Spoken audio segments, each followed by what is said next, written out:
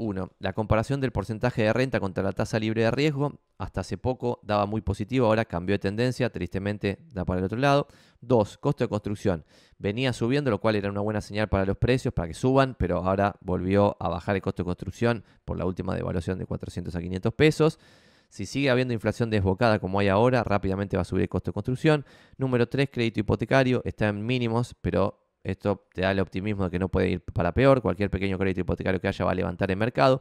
4, la demanda, es decir, el nivel de actividad. La demanda está tímidamente subiendo. En porcentaje sube mucho, pero sigue en montos muy, muy bajos en términos históricos.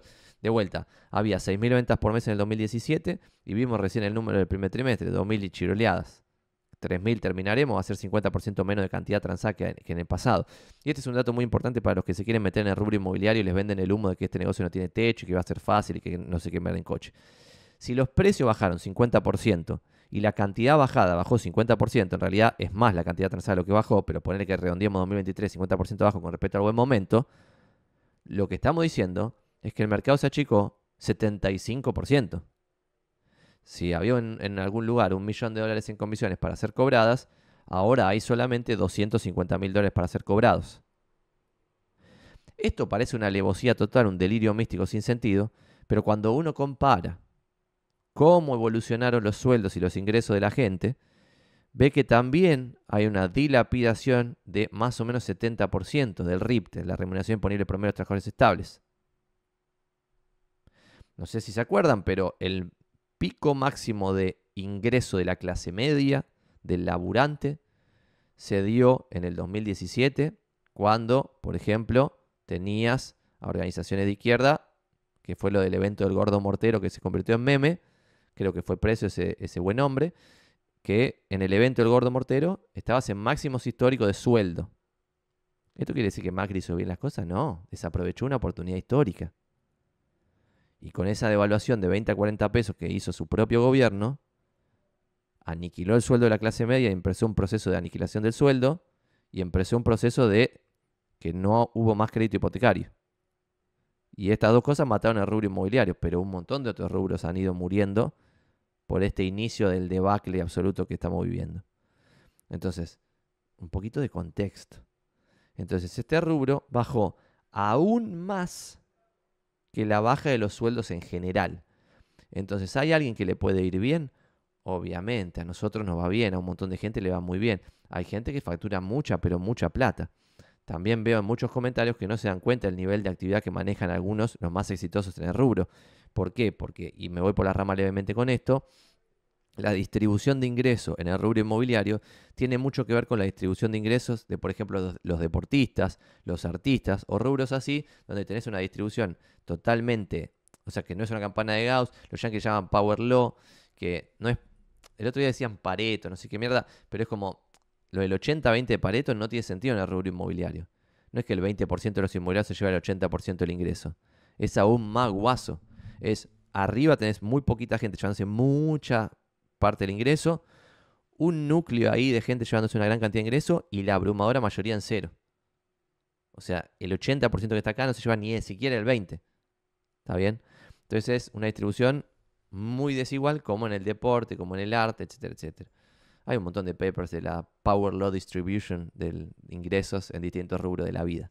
Este es uno de esos. En el promedio se hago en los enanos, pero el promedio bajó 75% del rubro inmobiliario. Dicho eso, el punto número 5 era la sobreoferta. Ya hablamos de la sobreoferta. ¿Sobreoferta significa estamos en máximos históricos de oferta? No. Bajamos de 160.000 a 129.000 como vimos recién, pero sin embargo estamos muy por arriba de los 60.000 que había en un buen momento. 6. El sueldo en dólares desinflacionados, es decir, el salario real. El año pasado, por ejemplo, yo esto lo he contado acá.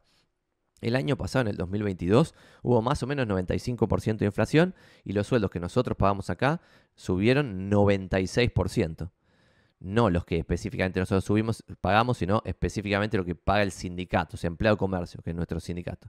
Empleado de Comercio aumentó los sueldos en 96%, o sea, levemente por arriba de la inflación. La inflación había sido 95, subieron los sueldos a 96. Y la devaluación de los dólares libres en el 2022 había sido del 66%. Entonces, en un país donde vos tenías 66% de devaluación y 96% de aumento de los sueldos, tenías a los sueldos en el 2022 recuperándose en dólares, lo cual era una buena señal para el mercado inmobiliario, porque si la gente gana bien en dólares, sube el departamento de Almagro, y si sube el departamento de Almagro, sube el departamento de Recoleta, y si sube el de Recoleta, sube el de Nordelta la casa, y si sube la de Nordelta, sube el penthouse en Figueroa Alcorta, y así van subiendo todas las cosas, y tenés un mercado más saludable, porque la clase media gana más guita. Esto pasaba en el 2022. Entonces yo decía, che, guarda, están todos en la negativa, ahí llorando las mil penas, pero el salario empezó un proceso de recuperación. Ahora cambió la tendencia de vuelta, lamentablemente, esto es como la historia sin fin. Entonces otra vez con las últimas devaluaciones hay que ver cómo termina quedando el año en ese jueguito de devaluación y aumento salarial. Si el aumento salarial es por arriba de la devaluación, va a ser una buena señal para el mercado inmobiliario. 7. El cambio de expectativas. Lo veíamos en acciones y al principio yo lo veía en bonos. Dije, che, miren qué interesante esto. Compré a L30 en una paridad de 17 y pico y ahora estaba a 23. Entonces yo lo que decía es, che, está cambiando la tendencia de 17 a 23, una suba muy significativa, la que yo había ganado, pero que era el mercado lo que estaba mostrando. Sin embargo, de ahí de vuelta bajó a una paridad sub-20, por lo tanto volví a comprar cuando volvió a una paridad sub-20, pero a pesar de que yo compré, en realidad es una mala señal, porque ese cambio de expectativas que se veía muy claro en bonos ya no se ve tan claro y ahora queda solamente claro en acciones. Las acciones argentinas no paran de subir, lo cual es una buena señal que descuenta un futuro mejor, lo cual podría ser una buena señal para el mercado inmobiliario. La número 8 era el cambio de expectativas en el sector, que no la vimos en la otra lista, esto es lo que tengo anotado en el cuaderno. El cambio de expectativas en el sector era, che, está empezando lo del blanqueo, que parecía ser una buena señal hace unos meses, y en segundo es, che, se está debatiendo mucho la ley de alquileres, probablemente la deroguen o la reemplacen por otra cosa mejor. En consecuencia, estas dos señales parecieran ser que demuestran en el futuro un cambio de expectativas con respecto al sector inmobiliario. De vuelta, eso tampoco se dio y de vuelta estamos en un panorama más mix de colores en ese semáforo, a diferencia de hace unos meses, donde era más claro de tipo, che, todas las señales son verdes, parecía ser un buen momento para jugársela, pues está todo regalado y todo está cambiando de tendencia. Por tanto, quizás en el mediano plazo pasa algo que es el trigger, como dicen los que saben, para que cambie el ciclo. Bueno, parece que será ahora, no, mayo 2023, estamos volviendo para atrás. La 9, que nosotros hablábamos antes, pero yo ahora no lo cuento mucho, es la desaceleración o la estabilización, si querés, de la baja de los precios de cierre, de los valores de lista y los valores de escrituración. Esa baja, que lleva más de 5 años de baja de precios y de la cantidad transada, al principio era muy zarpada. Era tipo, al principio era pum, baja, y ahora se desaceleró la baja. O sea, los precios de las propiedades en Buenos Aires siguen bajando, pero de forma desacelerada, es decir, más lenta. Quizás el 2023 cerramos con los precios de cierre bajando 10%, o 8, o 7, o algo así, en vez de 15 que bajó en el 2020, ponele. ¿Está bien? Entonces la desaceleración de la baja de los precios podría significar algo. Podría no significar nada también, porque podría ser baja lo loco, después baja más lento y después baja lo loco de vuelta, porque pasa algo desgraciado que puede llegar a pasar en agosto. La número 10, se achicó el porcentaje de negociación promedio, y esta no la habíamos hablado antes, está buena.